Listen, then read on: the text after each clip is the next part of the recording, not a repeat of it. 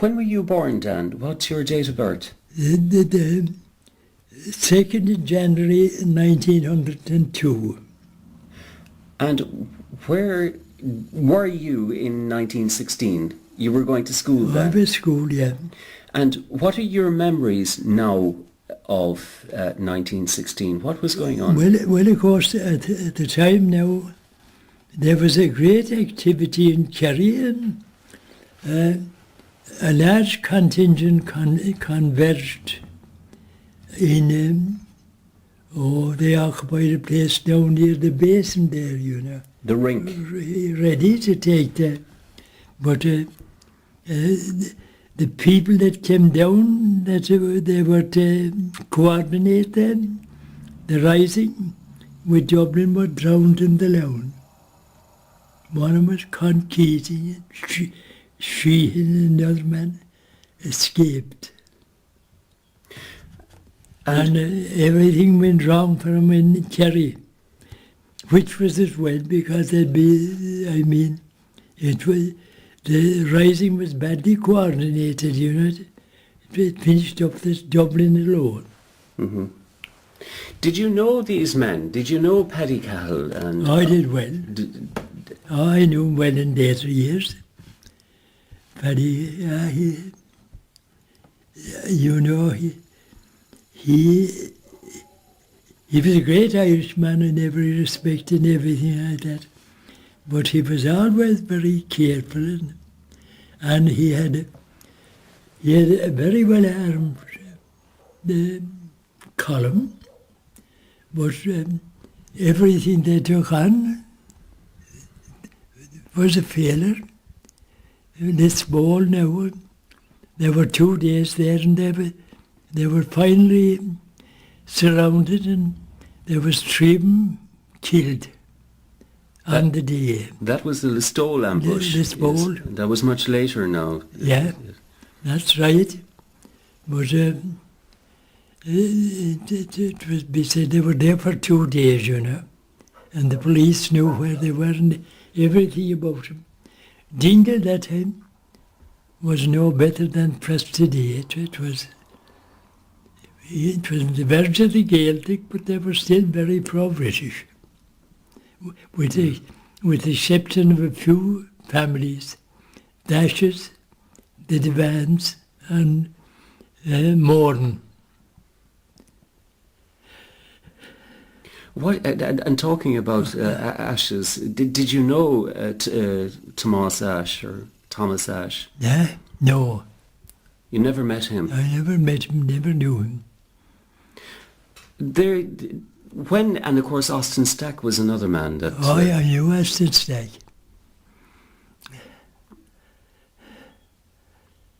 Was he a good leader? Stack, well, I don't know, was he... I suppose he might have been a good leader too, but everything went wrong for him, you know, because there's no doubt that the 3 men that were drowned in the Lown, you know, they... No, but they were heading for Céitinn to the station. They were going to the cable station. Cable station, they were going to announce the rising from there, you know. Mm-hmm. Yeah. And they went into Lown, killed in the way. And so the aftermath of the 1916 rising, what was the movement of people? There's no doubt about it, early on, the people were against it. And the prisoners that were taken in 1916, they were stoned. And they taken him up to the boat, taking him to Frongach. You know. Were they? They were stoned by the people. This is over in North Wales now in Frongach, is it? No, in Dublin they were stoned, but they were taken to Frongach in Wales, you know. But in the course of time, when the truth came out about everything, there was a revulsion of feeling against the British. So what was going on in Tralee after 1916? When did you start to get involved yourself? Well, shortly after my 16th birthday, I went to work in Tralee in Jerry McSweeney's. And we joined the Féin at the time. Jerry Miles and Michael Leary were in charge at the time, And in the course of some years, we graduated into the IRA then. How many members of the IRB were in Kerry in the early days? Well, of course, the Beaston Stack, Paddy Cahill would be another.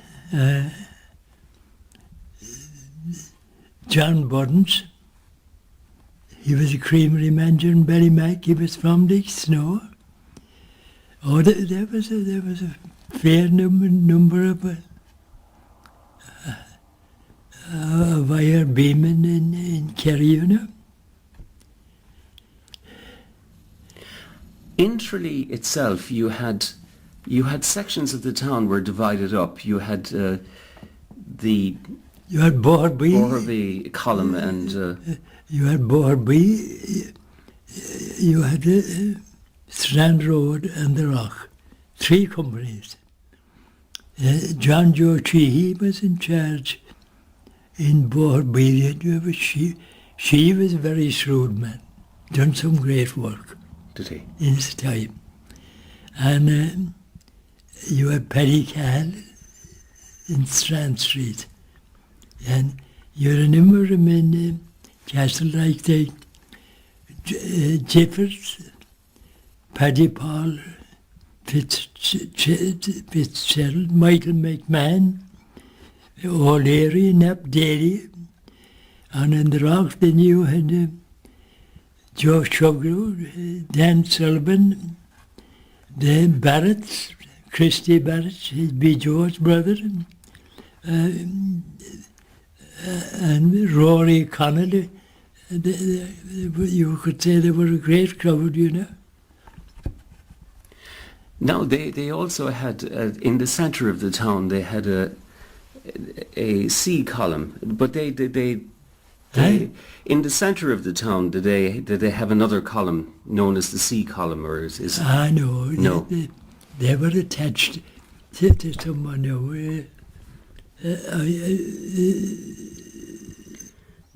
Tommy Nuts, now Connor, he was attached to Strand Road. Percy Hennepin was attached to the Rock. They all had different places. And around Motherwell then there was a couple. Yes, one of them was Gilligan now. They were attached to Borby. And then, the Griffins were attached to Borby. Mm-hmm. What was the RIC at the time? Were they well organised in the town? The RIC were well organised, and they had their network and everything like that, And then again they had them, when the blow-ins, as they called them, then came there, the black and tans, They left the RIC with very little to do. Actually, you also had the auxiliaries. You had oh God, they came, and they had the name of being invincible, and the commandant, he was absolutely ruthless. He was go around in what they called him at the time, Lancy Pascars they had. He'd appear in Kilflin one night, and if there was any gatherings, the roadside gatherings were everywhere that time. He'd hunt them all home and fright them, Mm-hmm. And in the finish she went a bit too wrong. And on Christmas night he went out to Ballymacalligot, and there was two fellas visiting John Burns, Mossy Reedy, and I forget that fellow was with him now, but he killed the two in the house in Ballymac. Conor McKinnon was his name, or Major McKinnon. There were several ambushes laid for him, particularly around Farmers Bridge and around Ballymac.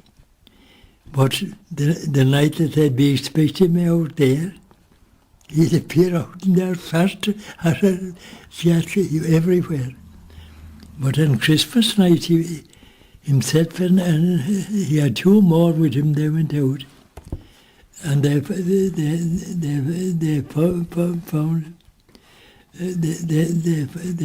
found Leonard Ready, and he murdered the two of them. And John Burton, who was an R.I.P man, he was the creamy man at the time. He let him go. He says. He told him he left him go to tell the tale. Yeah.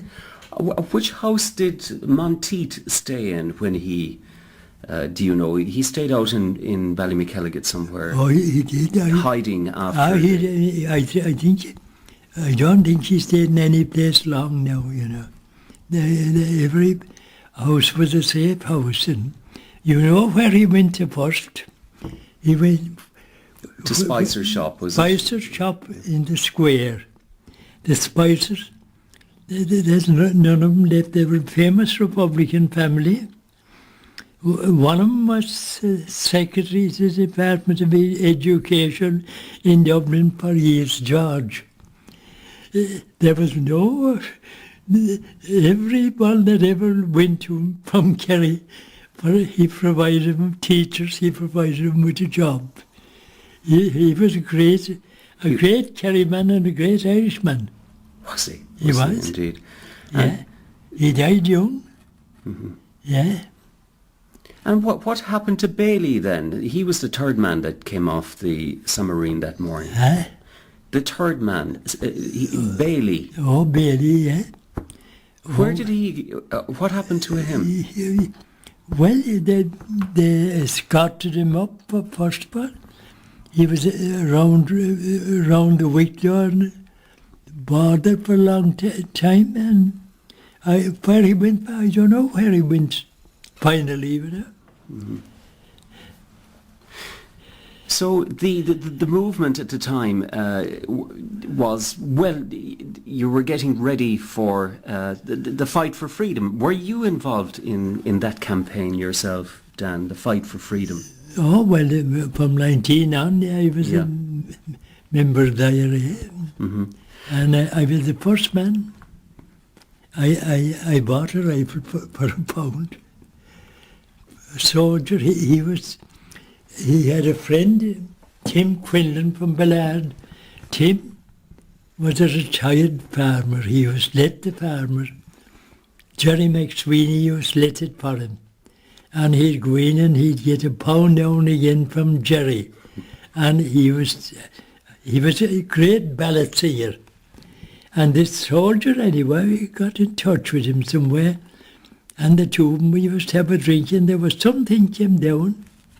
He said, whatever it was about guns, you know. And I thought, well, he said, I'd sell a rifle to anyone for £1, he said. I took him up on the spot, and I offered to buy him, and the manager, the Jerry McSweeney's, Pat Garvey at the time, he had misgiving about it. He thought it was foolish on my part. But I was very determined. I arranged it with him anyway, that I'd meet him at the back of the soldiers' burying ground in what we call the Workhouse Lane at the time. And there was no houses there then, not a house, only the one inside the gate. And I was at the back of it anyway, waiting. Fair enough, he came with a rifle. I was watching from 6 o'clock. Garvey maintained it might be a plant, you know. But I was watching, I had everything under control. Good enough, he came with it. I gave him his phone and I brought the rifle to Johnny Collar to Farmer's Bridge. And then you joined up. You joined the IRA then. Oh, I did, yeah. And who was your commander? In Borby, John Joe Sheaf was the commander in Borby at the time. And you had Matty Maroney, Uncle Connell, Jerry Miles, and it was big company. Borby was very national at that time. And what was your first assignment, Dan? What was your first assignment? Well, the first time that we were in action, we were taken to, in Farmer's Bridge. We were waiting there. One lorry was go, but they didn't come anyway with anything. And my first engagement was in Tralee in November night. They were attacked everywhere, all over the town that night, and there was some casualties inflicted on them, you know. And I was in some very only skirmishes, you know, until Castlemaine. I was in Castlemaine. Castlemaine was the most successful ambush in Kerry. They captured all the arms and all the ammunition and the bicycles. They took the bicycles as well. And there was 7 of them killed, a couple of more wounded, and a couple escaped. And there was some of them wounded anyway. The local women anyway came up. They dressed them up and they made them much comfort and gave them tea. There wasn't a house burned in Castlemaine. Yeah. Is that right? So the men that escaped, they said that they were treated with great respect and courtesy by the people. And there was not a house burned. It was remarkable. Yes. Yeah. Can I just bring you back again a small bit? Did you experience the British soldiers? Were they very evident in the town? Well, you see, there was no regiment left very long in the town, you know. The Scottish borders, you know, they weren't light and they were arrogant, you know. When they were there, they weren't left long there. You had Essex, they weren't much better. But the Lancs, they were they didn't want the job they had at all. And why is that, do you know? I mean, the Lancashire, there's something Irish about the county always, you know. Mm-hmm. Yeah. And then in Liverpool, of course, you had Scotland Road was famous. Mm-hmm. There was great Irishmen came out of it. And I suppose you had the beginning of World War I as well, so that left a lot of the British soldiers scarce in the town. Yeah, I did. Yeah, but when I mean the soldiers, they didn't take much part in it. They weren't the same as it was left to the R.I.P. and the auxiliaries, you know. And the R.I.P. now with a mixture of black and tans. They went to Pirates and they collected some in Pirates, including Reardon. He lives out in the hill there near the wood outside Pirates, and they brought him along. They didn't go the main road. They came in by a shield, and on the way they met Frank Hoffman.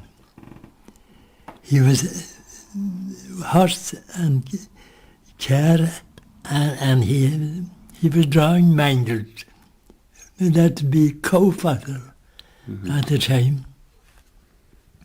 And they killed him. And the man that was supposed to be in charge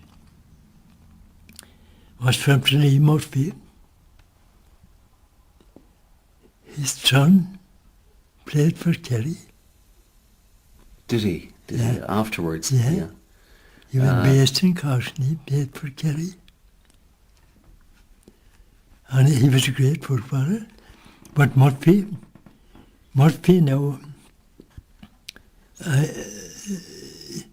when he was in charge of the lorry, he wasn't in charge at all, because every black and tan done his own thing. It couldn't be said that Murphy was in any way responsible for Frank Huffman's death. Mm-hmm. Yeah. Here in the town, though, did you, before, if you can remember, Dan, if you can go back, did you have many arrests, and were there many of the Republicans put in the Ballymullen barracks, as political prisoners? You'd have a roundup, what they call. They'd go in the part of the town, they'd arrest everyone over 15 years, and then they might pick out some 2 or 3 of them, and they were sent off to Francoch then, What year was that?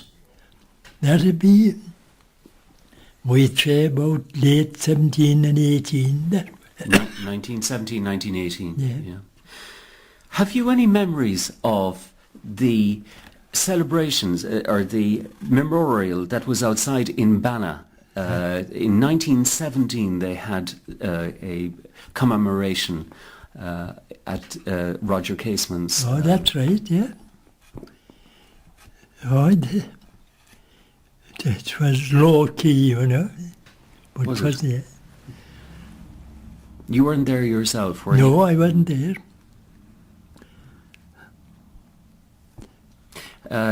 Ash was supposed to have given a talk out there that morning.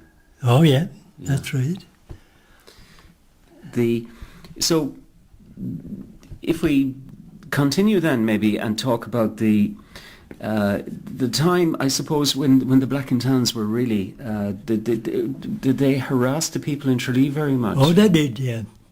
And some of them were very arrogant altogether, And there was one fellow anyway, he was a Protestant, now he came from Benson. He was killed in Pembroke Street. And actually by an R.I.P man, Tommy O'Driscoll. Another man came in, he wouldn't be known to me. He killed him there, and of course, you had a number. There was another one of them killed in Knightley's public house. McLaughlin. He was there, and he was gathering information or trying to. Anyway, and they killed him, and they burned down like Knightley's public house at the time. And you had McKinnon, of course. He was going wild through the country, Harassment. Just trying to drive fear into the people,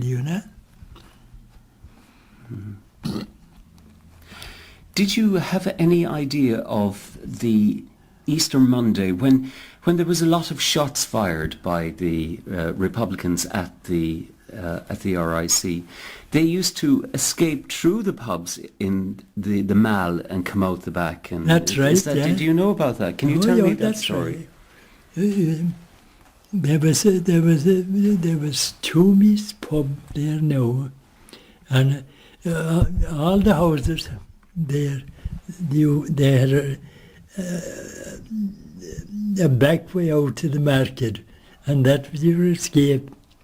Actually, when Tommy Mack and Cronin fired on the the two R.I.P. men that killed Aidan Brown down at the corner of the square. They went out to the back and cycled out Brogue Lane and out that way. Did they really? Yeah. And that was their escape route. Eh? That was their escape route. That was it, Yeah. And was there it was, you were only about 16 or 17 at the time. 17 only that time, yeah. And you were very anxious, were you, to get involved in... Oh, sure. Sorry. All young fellas were mad at the time. Was there a bit of excitement in it? Did you... There was. Yeah. You felt you were someone. You had a rifle. Yeah. And to bring you on then to the time, I suppose, when the Civil War itself, no, that was a desperate time. You had it was. a lot of tragedy then. But Yeah. Just remembering a few of the local people that were shot, you had Drummond. Did you know Drummond? Yeah. It must be said that there was very few of the IRA and Kerry joined the Free State Army. You had Eamon Horn in Tralee. He joined, and there was a number of younger crowd that like Slattery, Scanlon, Mullally, and Cronin from Rivermill.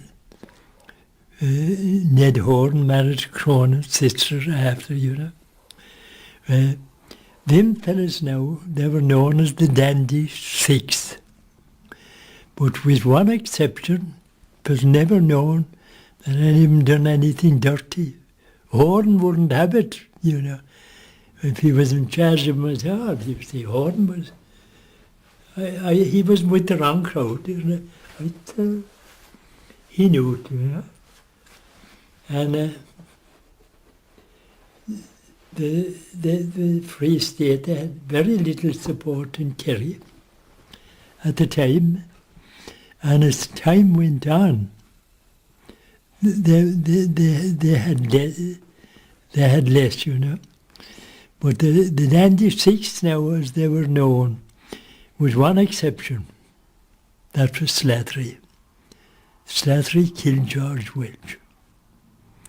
And when the troubles were over, he disappeared and he was never seen after, I think. Was he not? No. Yeah. Tom Slattery was the publican at the time in the Rock. And how was Drummond shot then? Yeah. Drummond was shot. Did you know Drummond? Oh, yeah. I didn't know him at the time. Did you not? But, he was... Of course, a lot of these lads had nicknames. they had. Do you know some of those nicknames? Or what was the reason for the nicknames? Do you know? I know Uncle O'Connor now, Born by Uncle. You had him. You had Gal Slattery. Nicknames like that. Mm-hmm. Yeah. Mick McMahon was known as Parker.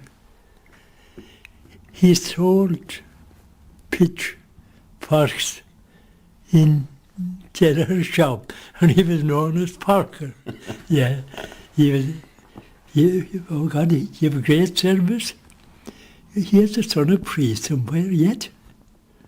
Mm. What was your memory, Dan, of the football in the county then?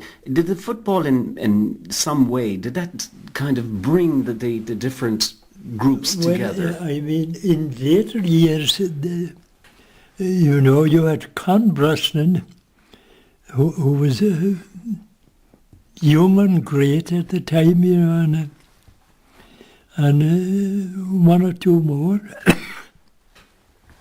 And John Joe Sheehy in 1924 was still in the run, and they were very anxious to get him, you know. He was after giving great service. And Brosnan, anyway, went to headquarters, and he got a guarantee that for a week before or a week after, that they wouldn't interfere with John Joe Sheehy. Why? Yeah? Why? Because John Joe Sheehy was a Republican, you know, and they had a price in his head at the time, you know. Yeah, but why did they give him a week's grace on both sides? Just because Brosnan demanded it, that they wouldn't do it. He wanted him to play in the team, and he played. Oh, this was during the football match? The football match, yeah. Oh, for the football, he done it now. Yeah. She played in... She was at his very best, of course, that time. And so was Brosnan. Were you familiar with the odd coming in at all? And Mort O'Leary was the man who was appointed outside in the Maharees to guide the odd into Féin. Oh, that's right, yeah. No, I wouldn't. I know very little about that. No. Yeah. But the people in Tralee, were they aware at all that the odd was that this lot of arms were coming off the odd? No. I stack knew to of course, and a number of them, but everything went wrong when she and Keating were drowned and killed, you know. Yeah. Really. Were you yourself constantly on the run, or were you? I was in the run from an early stage, all right. You see, there was a number in Tralee like Tommy Connor, Nuts Connor, Percy Hannafin, and I. We were always very close, you know, and about the same time when Loughlin was shot in Knightley's public house, we had to go because they believed that as we put a finger on him for the men that killed him. You were blamed. The three of you were blamed. We wouldn't blame, but it was believed among people, you know, and gossip, everything. We all bailed out together. Oh, so where did you go? Did you find different safe houses to stay in? You did, yeah. Yeah, you were welcome anywhere you went. Pirates was great that time. Was it? Yeah.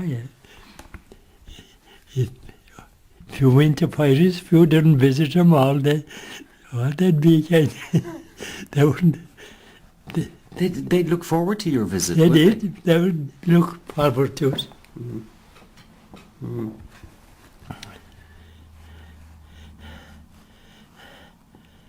Was there a time that you felt sick of the whole thing, Dan? Was there a time that you...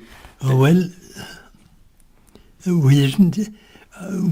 didn't get time to get sick of it because very early in the Civil War we were sent to Tipperary with Jerry Miles, and we were captured there. We were walked into the fellow that was supposed to guide us was actually turned out to be a member of the Free State Army, and he led us in where we had no chance of getting out. And we were conveyed to Portlaoise and afterwards to Tintown camp. When you were fighting against the British and against the auxiliaries and Yeah, Black and Tans, that was one war against the British. But then when you were fighting your own people, You were, yeah. was it a different type of warfare, or did you just? Well, it was much the same. You see, I'll tell you now. Early on, Kerry was very Republican, you know, and there was no Free State settlement in Tralee, but there was in the Stole. Barry and Tom Kennelly was the commandant. When the Civil War started anyway, the IRA and Kerry, they went to the Stole, and the fight started. It only lasted half an hour. Tom Kennelly was the commandant of the Free Staters, and he didn't want trouble. He surrendered everything. There was one of them killed, Sheehy. And they went from that then to Limerick. On the way to Limerick, the Free State garrison, they were gone from Newcastle West into Limerick, and they were gone a couple of more settlements like Adair, and they were all based in Limerick. The night that IRA went into Limerick, I'd say they'd have taken it in 2 hours. But at the time, Liam Lynch and Humphrey Murphy and Liam Lynch, thought that there could be peace anyway. And there was a meeting with Brennan and the OC of East Limerick, 4 R.I.P men, and they decided that there'd be no fight at all. And it was that way. In the meantime, Collins wasn't happy in Dublin, and he sent Tom Flood and 300 men. Quite a number of these had been demobbed out of the British regiments at the time, and they got a few pounds. When that was gone, they had nothing, and the 30 bob a week appealed to them, and quite a number of them joined the Free State Army. These fellows now, they had served in France in the later stages of the war against the Germans. And at the time now, it is very well documented, you know, the British didn't want prisoners. And when they captured the Germans, they killed them. And they were well used. Murder was no bother to them. They were certainly bad. You know, should have proved it everywhere they went, you know. And it was that way anyway. The truce lasted for about 8 or 9 days. But in the meantime, the 300 garrison went down, Charles McManus and Tom Flood, with strict instructions that they would demand unconditional surrender from the IRA. And they were out in Dublin. They were mixing and meeting you know. And there was one fellow there anyway, Frank Keating. He was one of the men that was out, one of the 12 apostles, as they called them, you know. And he started it. He fired at Tom Connor, slightly wounded him. The war started anyway. And in the meantime, they had 2 armoured cars, 300 troops from Dublin, and the field guns that blasted the forecourts. And in the course, the fighting was intense. Places, different places changed hands now times, you know. But in the course of a week, they had the firepower and they had the men, and they got on top, and the fight spread to all along East Limerick, right into Kilmallock. Actually, when the Staters went to Tralee, there was a column of Kerrymen up in Tipperary and another column of Kerrymen up in Limerick. When the fighting started in Tralee, there was only 6 men available there. The rest was gone. And Johnny O'Connor happened to be coming down on some business to Tralee, and he took part in it. Johnny O'Connor, he was known as, you heard of it, Machine Gun Johnny O'Connor. Yeah. Did you ever meet his daughter? No. Who was his daughter? Keating. She's living up there in Oak Park. But she's very anti-fighting for anyone now. Yeah. Were you in Limerick yourself? I was. You were involved in that? Yeah. So I was sent from Limerick to bring down the column that was in Tipperary, and I was captured in Tipperary and conveyed to Portlaoise and afterwards to Tintown. how long did the fighting last for in Limerick? How long did it... It lasted for the better part of a week, and then they had to fan out, you know, lucky to get away out. The Free Staters with the field guns and the armoured cars, you know, they got completely in top. So were you lucky to escape that? Were you lucky to get out then? Well, I suppose I was, you know, and a lot of them, there was 3 Kerrymen killed in Limerick. Tom McLaughlin came from that house down there. Your next door neighbour? Yeah.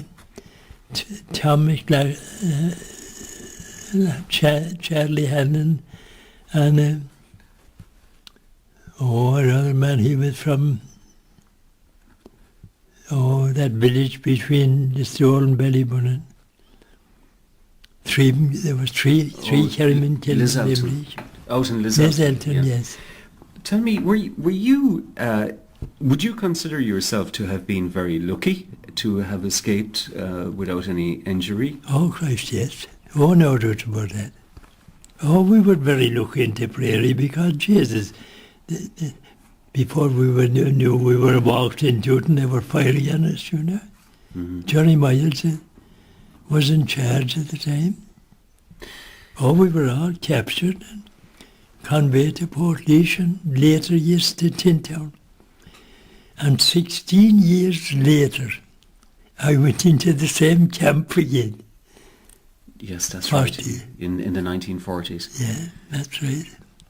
But you were, so kind of, to go back to that time, you were fighting with the Republicans against the Free Staters. That's right, yeah. Now, did you regard the Free Staters as, of course, the enemy, but they were also Irishmen, you know, they were also your brothers? At the time, they were regarded as enemies anyway, you know. Of course, time, today, for instance, everyone knows that the treaty at the time was wrong, because that well in excess of 80 years. And there's no doubt that the people in the 6 counties over the years, they have a lot of harassment and a lot of punishment, you know. And they had, if they had held out for another 12 months, they'd have get the freedom of the whole country. There's no doubt about that. Mm-hmm. Because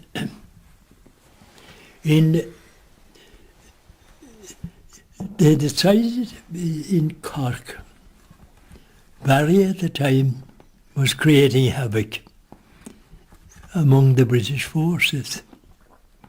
He had a great column of men, and they decided that they'd finish him for all time. And they organised anyway.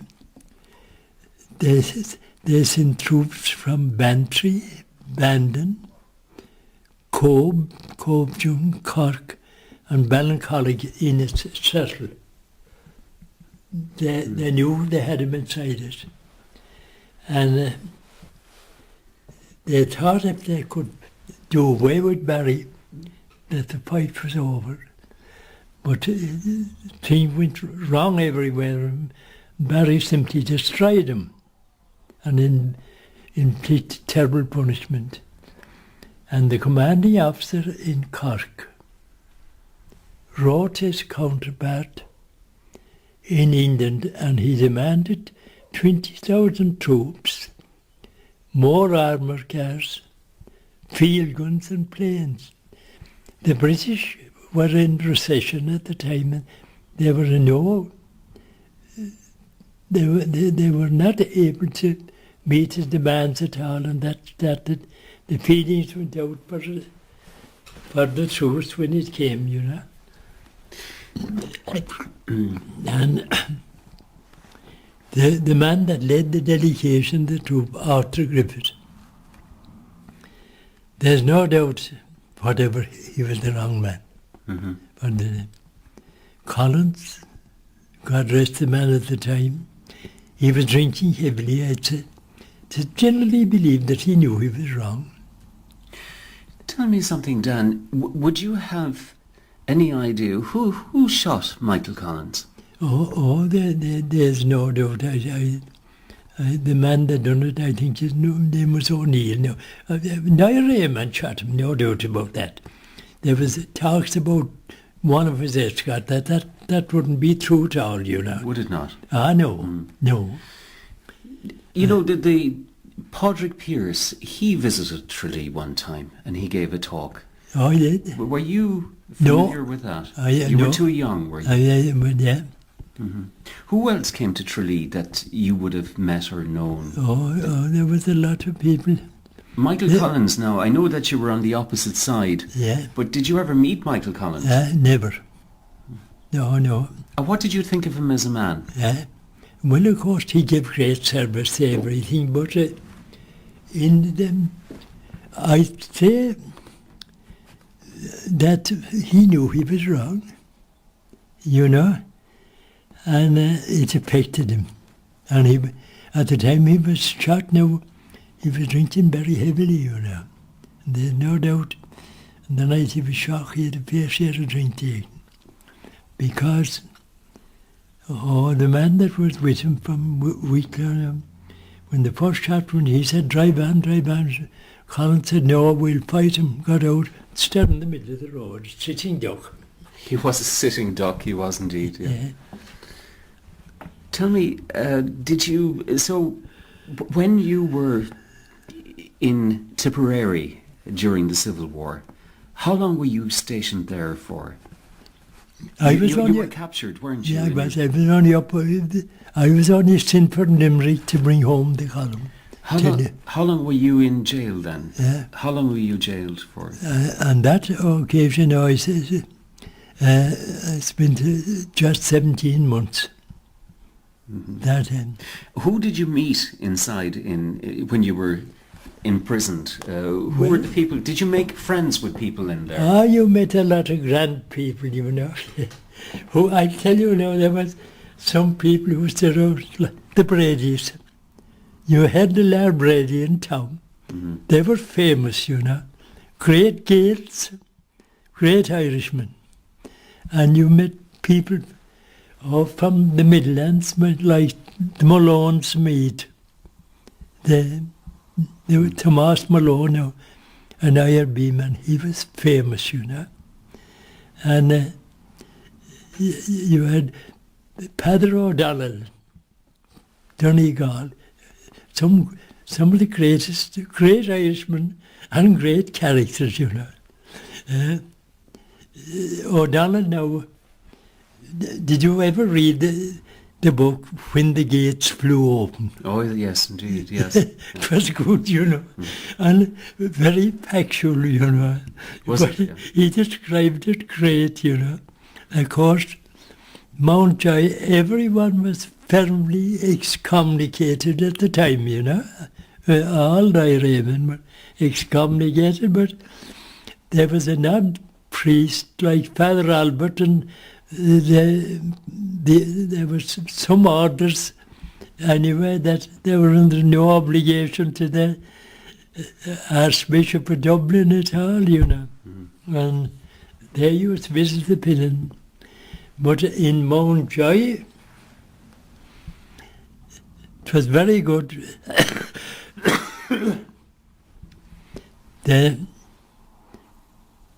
On Ash Wednesday, there was a priest came in with the blessed ashes. And what year was this now then? That'd be 1923. And Paddy O'Keefe was the governor at the time. A foul-mouthed devil now, but that was then, there was no harm in that. But the priest came in with the blessed ashes anyway, and he came in with him, and he stood in the basement, and he shouted out, "Come down for the blessed ashes." No one stirred, they were all excommunicated. And he shouted a second time to come down for the blessed ashes. No one stirred. He took out the revolver and he fired a shot out through the roof. "Will you come down?" he said, "from death and ashes." He says, "and if you don't want death and ashes, would someone say so?" The priest ran out the gate. But Paddy, you know, he didn't mean any harm. That was his nature. The language was Tell me, were you ill-treated in any way when you were inside in captivity? I was never ill-treated. Never. What about the other prisoners? Were they any of them ill-treated? Oh, well, I mean now in Tintown in 1942 when it was burned. Prisoners were, oh Jesus, well, there was one of them killed and 3 or 4 of them wounded. And they were housed in a place where in a hut there was water, channel water running through the middle of it, you know. And they were left there for 2 nights. And there was a number of them taken up, and they were very badly treated up in the Curragh. Mm-hmm. And the same thing happened again in 1940, you know. There was a man killed there again, Barney Casey, and the same thing, they were hounded in and kept there for some time until there was a change of government. Commandant Guiney, who was Wesleyan, he was a nephew of the man that owned Kerry's in Dublin, and he had a different attitude. He had a job he didn't like, but it was very easy to live with him. Mm-hmm. Yeah. Can I ask you about, during the Civil War, you had, tell me about the boat that came into Féin. and where were you then? Where were you stationed? Yeah. When the Free Staters came in to Tralee Bay, Yeah. I was up in Limerick. were you in Limerick at the Yeah. time? Yeah. There were 6 men in Tralee only, and one of them was killed, Paddy Sullivan at Eyster Hall. But Johnny O'Connell landed anyway, and they came out, when they came out above anyway, in Pembroke Street, from Pembroke Street, and anyway, he was in the Shamrock Mills. Jesus, he killed 6 or 7 of them. And the heading in the Independent the following day was that Kerry was captured but at a price. Now, so did you immediately regroup and come back down to Kerry, or at that stage you were? No, I'm wrong there. No, when the Limerick battle was over, you were retreating back through the county. Is through it? the county, yeah. And they fought him every inch of the way, you know. But they had the field guns. Back towards Kilmallock, was it? Yeah. Oh, yeah.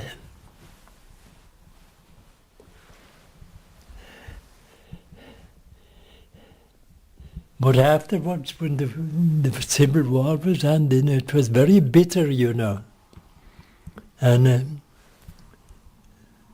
it must be said that the Free Staters were like the Black and Tans.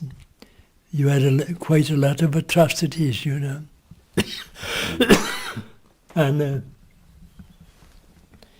it went from there anyway, and it must be said, I suppose, that I mean, it was proved after, when there was an election in 1926, Kerry at the time anyway, the 4 men they put up, Kerry was all one at the time, the 4 men they came up, every one of them was elected with in excess of the quota. It was 70% Republican at the time. And it went from there anyway, right up. At the time then, there were some books came out, like Tragedies that Kerry by Dorothy McCarroll and them. It was, Jesus, I think there was 80,000 copies of the book sold. There were several editions of that. You've read that cover to cover. How accurate was that book, do you know? Oh, God, was very accurate. Was it? Oh, she done her homework. Mm-hmm. And explain to me again, sorry, when you were in Limerick, that was just before the Civil War. Yeah, yeah. What was the date? Can you give me the dates of the time when you were up there in Limerick? Oh, it would be about the 1st of July, I think. What year? 1st or 2nd. Oh, 1922.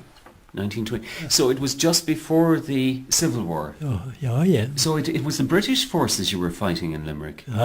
Oh, no. No. Yeah, so in fact it was the Civil War? Yes, it was the Civil War. Had started in Dublin, you know, on the 1st of July. Yeah. After taking the store, you see, they went from there on to Limerick, you see. Cleaned up Newcastle West and all the Free States, small, anywhere they were in Limerick, they retreated to Limerick, into the... So you had a great opportunity then to take Limerick, but... it was there for the taking. But it was General Liam Lynch who decided not to, is that right, not to go in? Well, I mean, it was decided when they met Handerhan and Brennan. They were 2 I.R.B. men, Liam Lynch and Humphrey Murphy, 2 more I.R.B. men. And I'd say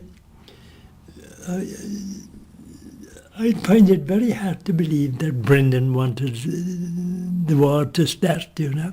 Mm-hmm.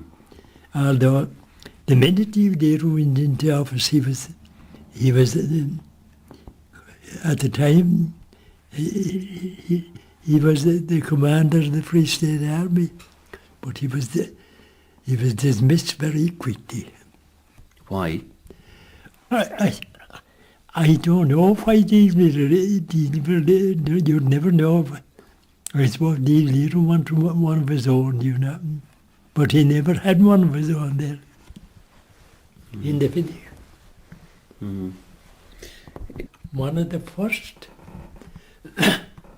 on a Sunday, when the war was over and everything, and they started this,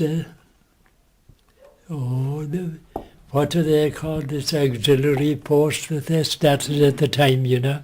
They were supposed to be there to fight the Blue Church, you know. That was only red herring. Steve Leader wanted a crowd that he knew would fight the Republicans later on. Is that right? Oh, yeah. Steve Leader, once he got into power, he wanted to get rid of the old guard right away. Mm-hmm. Yeah. And he set out about that, and he recruited people at the time, you know, into the special force they had, you know. And I'd say they ruined his party in the finish. Like Dinny O'Brien in Dublin, you know. Mm-hmm. Dinny O'Brien now shot a man going to Mass off his bicycle on a Sunday morning. He was cycling to Mass and Dinny O'Brien killed him. Well, Dinny O'Brien, from that on, he was in the short list to be killed, and they did kill him, you know. And Charlie Kent was executed that on the word of two girls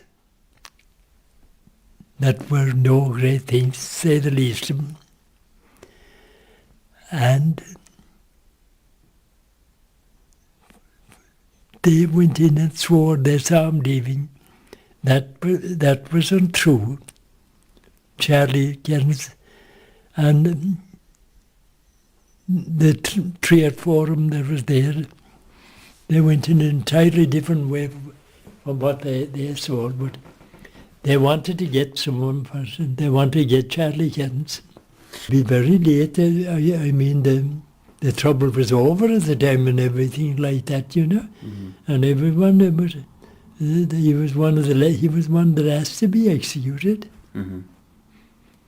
Yeah, you know, Dave Lear had learned nothing from the Black and Tan out the Civil War when there was a lot executed, and he started to execute it himself. The first man that he had in mind, the war was on, the Second World War, and death, must be said, was very pro-British. Was he? He was, yeah, no doubt. And he wanted to prove his sincerity to the bishop. And there was a policeman in Cork, must be, and he had made a habit of meeting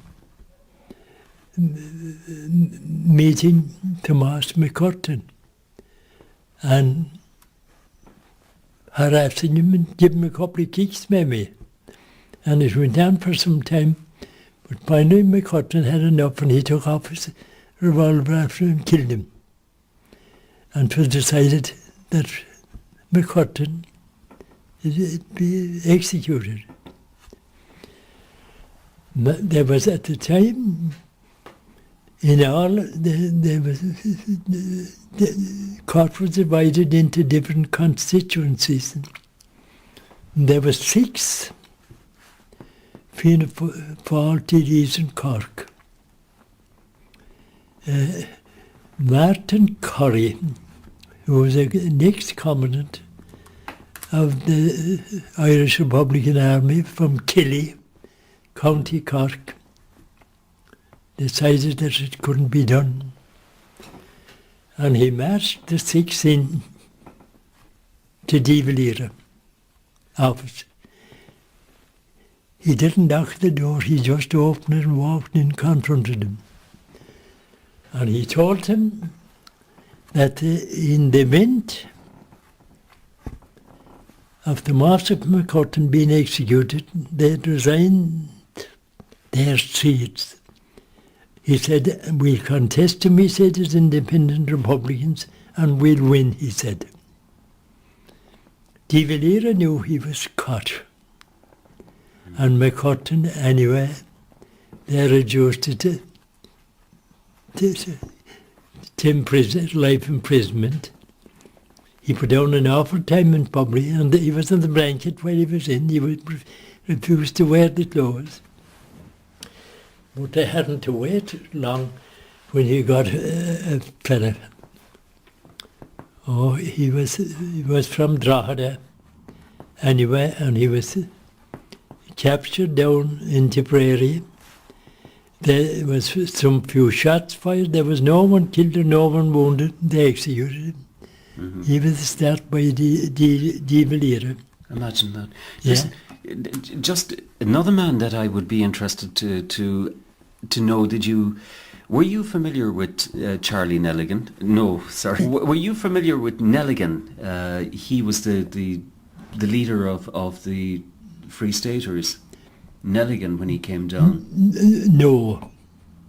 You had no dealings with that man at all? No dealings with that. I met him once after in Dublin. He was a fisherman. Mm-hmm. I met him once, but Would you blame him for the atrocity outside in Ballyseedy or? No. I'd say while Nelligan played a part and picked out some of the men, you know, it was the Dublin crowd wanted it, you know. Mm-hmm. There was two men who were members of the 12 Apostles, killed, blown up outside, you know, in Knocknagoshel. And I'd say the Dublin crowd, them were the crowd that one of them now, I think he had a Donegal background anyway. Them were the men that were responsible at the time. Dan Keating, thank you very much indeed. Yeah. Thank you.